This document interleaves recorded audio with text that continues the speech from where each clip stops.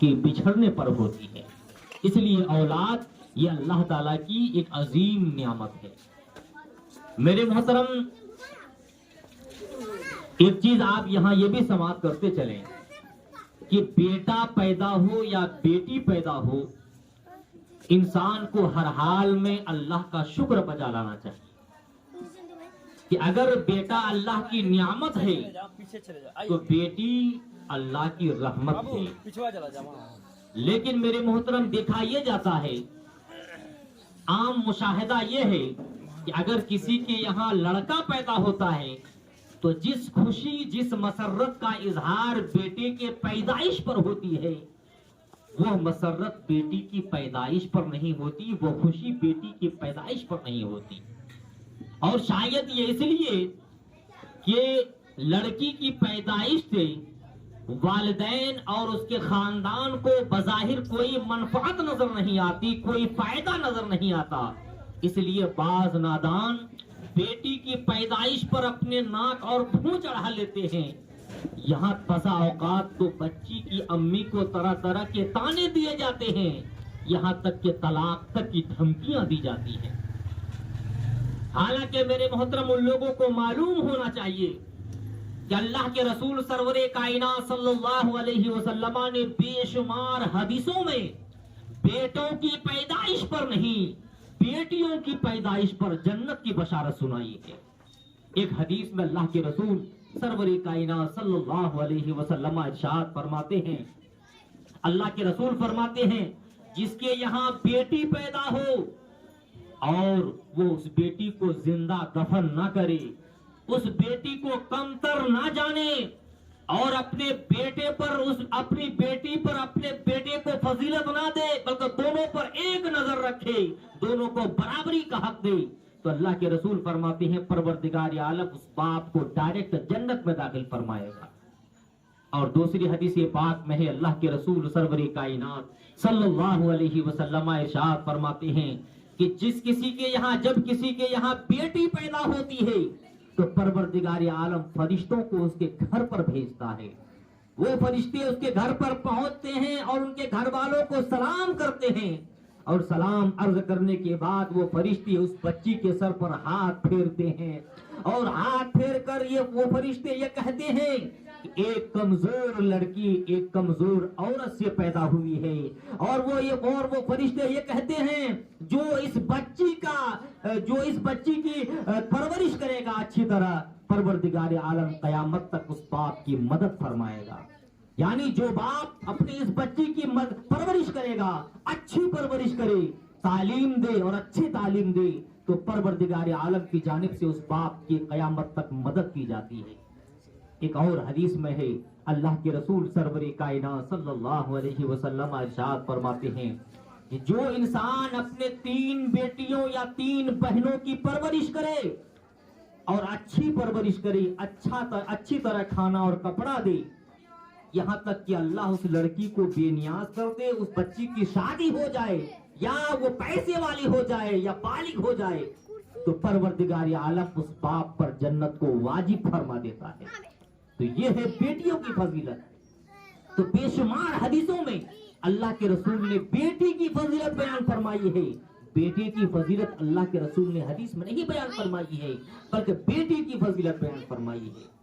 میرے محترم، یہاں ایک بات آپ کو یہ بھی بتاتا چلوں کہ بیٹی یا لڑکی یا عورت کو جو یہ مقام ملا ہے، یہ عورت کو مقام کس نے دیا ہے؟ یہ ہمارے حضور سرور کائنات صلی اللہ علیہ وسلم نے بیٹیوں کو، عورتوں کو یہ مقام عطا فرمایا ہے. اسلام سے پہلے عورتوں کا کوئی مقام نہیں تھا، عورتوں کی کوئی حیثیت نہیں تھی. یعنی اسلام کے آنے سے پہلے عورتوں کی کوئی حیثیت نہیں تھی. عورتوں کی حیثیت ایک خدمتگار کی سی تھی. کہیں ان کے ساتھ جانوروں سے بھی زیادہ بدتر سلوک ہوتا، تو کہیں مال وراثت میں مال و اسباب کی طرح عورتوں کا بھی بٹوارا ہوتا تھا. یعنی جس طرح کہ ابھی کسی کا باپ مر جائے تو دولت کا بٹوارا ہوتا ہے، اسی طرح دور جاہلیت میں عورتوں کا بٹوارا ہوتا تھا.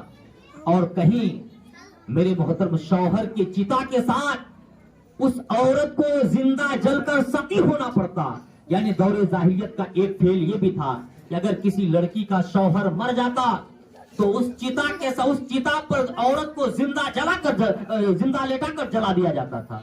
ये वो मामूल था दौर जाहिलियत का। और कहीं औरतों को जिंदा जमीन में दफन कर दिया जाता था। यानी जब किसी की यहाँ बेटी पैदा होती तो उसको जिंदा जमीन में गाड़ दिया जाता था। और ये कहाँ का दस्तूर था? ये अरब का दस्तूर था।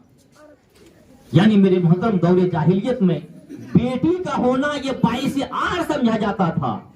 और यहाँ तक कि रिवायतों में आया है कि अगर किसी की यहाँ बेटी पैदा हो जाती और उसको मालूम हो जाता कि मेरे यहाँ बेटी पैदा हुई है तो वो कई दिन तक अपने घरों से बाहर नहीं जाता था। और वो सोचता रहता कि या तो बेटी की जिल्लत को बर्दाश्त करके बेटी की परवरिश करें या जिल्लत से बचने के लिए बेटी को जिंदा जमीन में गाड़ दें। ये सोचता रहता कई दिन तक घरों में। मेरे मोहतरम ये वो मामूल था दौर जाहिलियत का। और ये जिंदा जमीन में दफन करने का रिवाज कहां से पड़ा? ये अरब से पड़ा। अरब में एक कबीला था जिसको रबिया कहते हैं। उस पर उनके दुश्मनों ने हमला कर दिया और उस हमले के दौरान कबीला जो रबिया था उसके सरदार की बेटी को भी उन लोगों ने गिरफ्तार कर लिया। और गिरफ्तार करने के बाद उसको कैद कर लिया। फिर जब दोनों कबीलों में सुलह हुई तो लड़की वापस की गई और उस लड़की को ये इख्तियार दिया गया था कि तू अपने बाप के पास चली जा या कैद के दौरान तू जिस मर्द के साथ थी उस मर्द के पास चली जा।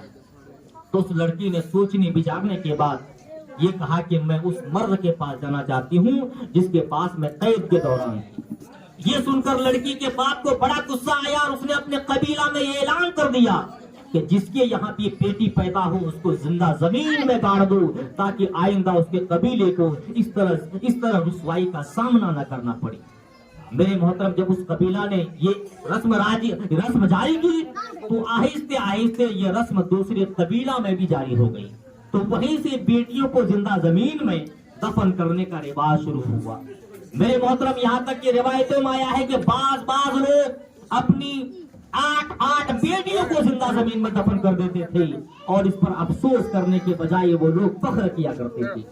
चुनांचे हजरत उमर फारूक रज़ी अल्लाह तआला अन्हु से मरवी है, फरमाते हैं जब हजरत कैस बिन आसिम इस्लाम कबूल किए, इस्लाम कबूल करने के बाद हजरत कैस बिन आसिम ने अल्लाह के रसूल की बारगाह में यह फरियाद की है, या रसूल अल्लाह, मैंने दौरे जाहिलियत में अपनी 8 बेटियों को जिंदा जमीन में दफन कर दिया है।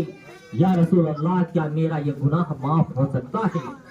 अल्लाह के रसूल ने इरशाद फरमाया, ए कैस बिन आसिम, तुम्हारा गुनाह तो उसी दिन माफ हो गया था जिस दिन तूने इस्लाम कबूल किया था। अलबत्ता तूने दौरे जाहिलियत में जो अपनी 8 बेटियों को जिंदा जमीन में दफन किया है उसके बदले तुम एक गुलाम को आजाद करो। हजरत कैस बिन आसिम ने कहा था, या रसूल अल्लाह, मेरे पास ऊंट बहुत ज्यादा है। अल्लाह के रसूल ने फरमाया, तो हर बेटी की तरफ से एक ऊंट सदका करो। और मेरे मोहतरम इमाम तबरानी में एक ऐसा वाकया नकल किया है जिस वाकया को सुनने के बाद आंखों से आंसू जारी हो जाते हैं। इमाम तबरानी फरमाते हैं कि हजरत सासा बिन नाजिया रज़ी अल्लाह तआला अन्हु जब इस्लाम कबूल किए, इस्लाम कबूल करने के लिए सरकार के दरबार में आए और आने के बाद आपने इस्लाम कबूल किया। इस्लाम कबूल करने के बाद अल्लाह के रसूल से अर्ज करने लगे, या रसूल अल्लाह, आपसे एक बात पूछनी है। अल्लाह के रसूल ने फरमाया, ऐ सासा, पूछो, क्या पूछना है? हजरत सासा बिन नाजिया ने अर्ज किया, या रसूल अल्लाह, मैंने जो जमाने जाहिलियत में जो अच्छा काम किया है, क्या मेरा परवरदिगार उसका अजर सवाब मुझे अता फरमाएगा या नहीं अता फरमाएगा?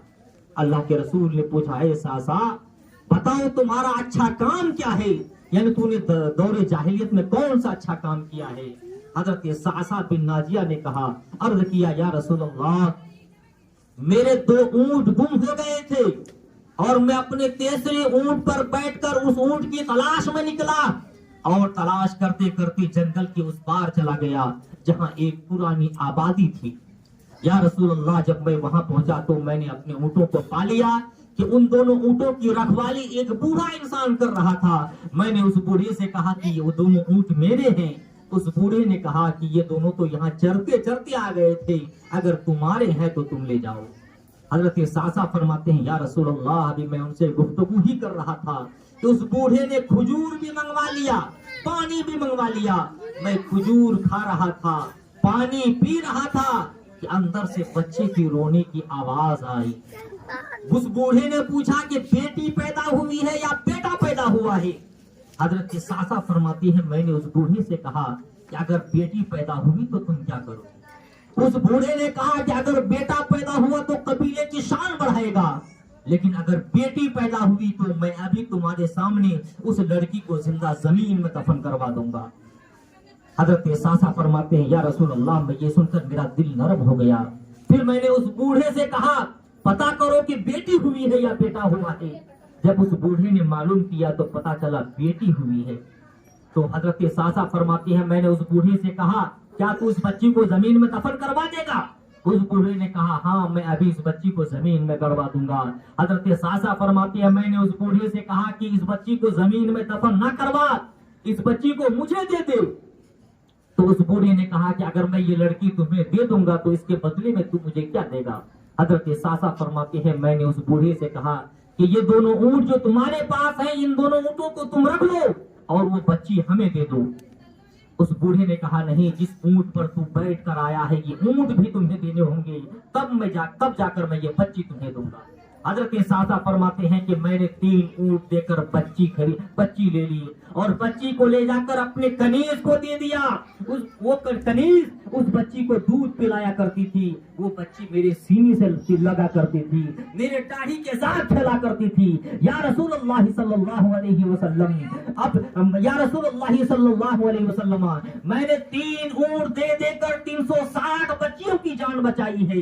या रसूलुल्लाह, मेरी हवेली में, मेरे घर में 360 बच्चियां पलती है। या रसूलुल्लाह, क्या मेरा मालिक मुझे इसका अजर सवाब अता फरमाएगा? जब हजरत सासा बिन नाजिया ने इतना अर्ज किया, अल्लाह के रसूल की आंखों से आंसू जारी हो गए, सरकार के चेहरे का रंग बदल गया, आंसू दाढ़ी पर टपक रहे थे। सरकार खड़े हुए और आपने खड़े होकर हजरत सासा के पेशानी को चूमा और चूम कर इरशाद फरमाया, ए सासा, ये तो तेरा दुनिया का अजर, ए सासा, ये तो अल्लाह ने तुझे अजर सवाब ही दिया कि तूने दौलत इस्लाम कबूल किया, अल्लाह ने तुम्हें दौलत इस्लाम से नवाजा। और ए सासा सुनो, ये तो तुम्हारा दुनिया का अजर था और तेरे नबी का वादा है जब कयामत कायम होगी मेरा परवरदिगार तुम्हें खजाने खोल कर अता फरमाएगा। तो ये है मेरे मोहतरम दौरे जाहिलियत का वाकया कि दौरे जाहिलियत में जब किसी की यहाँ बेटी पैदा होती थी तो वो लोग उसको जिंदा जमीन में गड़वा देते थे। लेकिन मेरे मोहतरम जब अल्लाह के रसूल सरवरे कायनात सल्लल्लाहु अलैहि वसल्लम इस दुनिया में तशरीफ लाए, अल्लाह के रसूल ने लोगों के दरमियान बेटियों की फजीलत बयान फरमाई, बेटियों का मकाम व मर्तबा बयान फरमाया। तो वही लोग जो बेटियों को जिंदा जमीन में गाड़ देने पर फख्र किया करते थे, अब वही लोग बेटियों को अपनी आंखों का तारा समझने लगे। वही लोग जो बेटियों की पैदाइश को बाइस आर समझा करते थे, बाइस जिल्लत समझा करते थे, लेकिन जब अल्लाह के रसूल ने बेटी की फजीलत बयान फरमाई तो वही लोग बेटी को अपने दिलों का सुकून समझने लगे। और ये क्यों ना हो कि अल्लाह तबारक व तआला ने रसूल करीम सल्लल्लाहु अलैहि वसल्लम को सारे जहान के लिए रहमत बनाकर भेजा था। कुरान करीम में अल्लाह फरमाता है, वमा अरसलनाका इल्ला रहमतल लिल आलमीन, ऐ महबूब, हमने आपको सारे जहान के लिए रहमत बनाकर भेजा है। तो जब अल्लाह के रसूल आए और आपने लोगों के दरमियान बेटियों की फजीलत बयान फरमाई तो मेरे मोहतरम वो जो रस्म रिवाज अहले अरब में राय था वो सब रस्म रिवाज खत्म हो गया। अल्लाह के रसूल ने औरतों को एक मकाम अता फरमाया, बीवी के लिए शौहर की जिम्मेदारी सौंपी और शौहर के अंदर बीवी की जिम्मेदारी सौंपी, यानी दोनों के हुकूक को बयान किया गया कि बीवी के भी कुछ हुकूक शौहर पर हैं और कुछ हुकूक शौहर के बीवी पर हैं। हर एक के हक को अल्लाह के रसूल ने हदीस पाक में वाज़ेह बयान फरमा दिया। अल्लाह ताला के बारगाह में दुआ है कि हमें कहने सुनने से ज्यादा इन बताई हुई बातों पर अमल की तौफीक अता फरमाए। आमीन व आखिर दावाना अनिल हम्दुलिल्लाहि रब्बिल आलमीन। अस्सलाम वालेकुम।